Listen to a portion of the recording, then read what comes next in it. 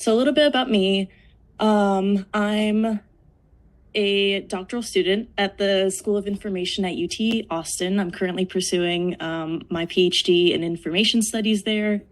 My research interests are around open source software development and improving diversity, equity, and inclusion in open source software communities. I won't talk about this today, but basically there's a big diversity problem in open source software. And so that's where a lot of my research is directed towards alleviating some of those issues. And then finally, I'm a first gen student coming from Montenegro. And so it's been a difficult road, but an interesting one. And I'm glad that I've ended up in a place where I'm passionate about what I'm doing. So for my career trajectory, as Yasin mentioned, I first went to Brooklyn Technical High School, graduated in 2016. We had to pick majors, which is a little bit absurd in high school, but still I picked electromechanical engineering. Then I went to Carnegie Mellon, where I got my bachelor's in science in electrical and computer engineering. That was a pretty difficult time for me personally. I think it was a little bit of a sink or swim mentality at Carnegie Mellon. And it's a world-renowned university, especially in computer engineering and computer science. So it was quite a rigorous program.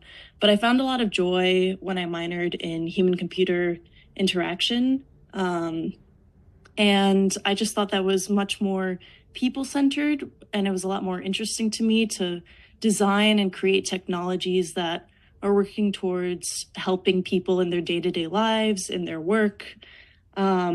And so I found a lot of joy there. And while I was at Carnegie Mellon, I got involved in a couple of different undergraduate research projects. I was working on some machine learning software for a little bit, and then I worked on developing a brain sensor at another point. And then finally, I started working on this project that sought to explore the differences in career trajectories between men and women in open source software. And I really enjoyed doing that. And I felt like I'd found something I truly loved and I was truly passionate about, and something where I felt like I could make a positive impact in the world. Maybe not a huge one, but a small one. And so I continued doing research for a year, and then I applied to several schools for my PhD program.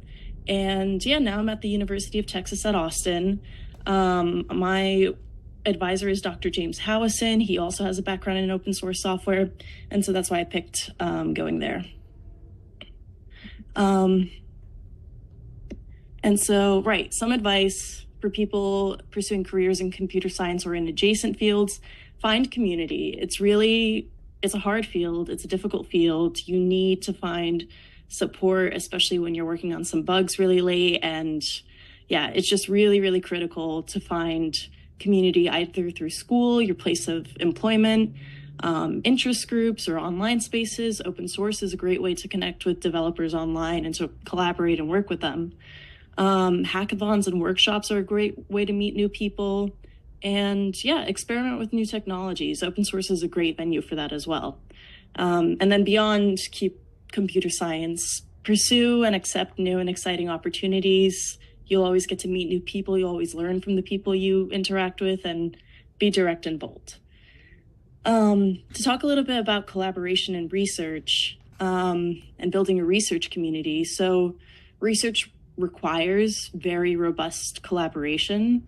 Novelty is big in research. You have to make something new, right? Because then it's not research, and you can only make something new by not going over ground that's already been trodden. So you need to be very aware of researchers in adjacent fields, and you need to build off of their ideas in order to get to that next step. Ideating and pursuing research ideas with multiple researchers means you're bouncing ideas off of one another. People are bringing their different backgrounds together to bring more balanced insights, and that results in ultimately more rigorous research. And doing research is a responsibility. We're creating knowledge, and we want to make sure that we're doing that in a really valid way. And so research is validated by the peer review process. So by necessity, your work is going to be critiqued by other researchers. And so that's another form of collaboration, really. Critique is care. And then I'll talk a little bit about open source software. So I'm not sure how familiar people are in this group with open source software, but through an open source license, basically anyone with some caveats can view, use, and contribute to open source code. Obviously, you need access to a computer, internet. There is a high learning curve for open source software generally. You need to know how to code. But once you do that, it's a really great collaborative learning environment. A lot of people get on open source to build up their skill sets, to learn a new technology, learn a new programming language. And because it's open and you can do it whenever you want, it's a great alternative and remote learning option for people as well.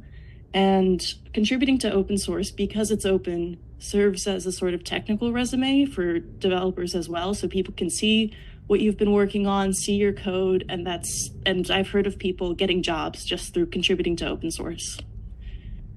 So my research focuses on diversity, and that's a whole other topic, but I think some relevant lessons here are that for teams, project diversity leads to greater effectiveness and performance in teams, better collaboration, higher earnings in organizations, and higher productivity in open source projects. When you have more diverse people working on projects, they're bringing in different backgrounds, different lived experiences. They're reflecting perspectives that otherwise might be missing from a lot of technologies. So the more diverse a team is, the better, and people will generally have like a better time. For individuals, open source participation facilitates self-expression and collaborative learning. And as I mentioned before, it's great for individual careers and building up your skill set. As far as getting involved in open source, I think I always encourage people to do it. It's a great way to build up your technical skill set, work with new technologies, and find a development community that speaks to you. Try to seek out projects that are actively inclusive. As I sort of mentioned before, diversity is a problem in open source specifically. So keep an eye out for projects, ideally ones that have codes of conduct. Not only have them, but also enforce them, because people can be a little toxic in open source. Ways to get involved in open source. So one, most obvious, using and contributing back to open source projects.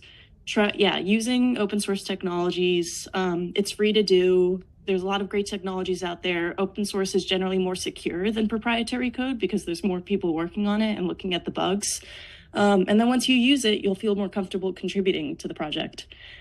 If you're not using technologies, a lot of projects will have tags on their issues called Good First Issue or Help Wanted. And these are issues specifically meant for newcomers. They're usually sort of low intensity issues that are a good gateway of getting into a project and a community. And finally, Hacktoberfest, that happens every October. A lot of projects put out a lot of issues to get more contributions, so that's a great way to get involved. Here are the references for some of the research I mentioned, and yeah, that's it for me. Thank you so much for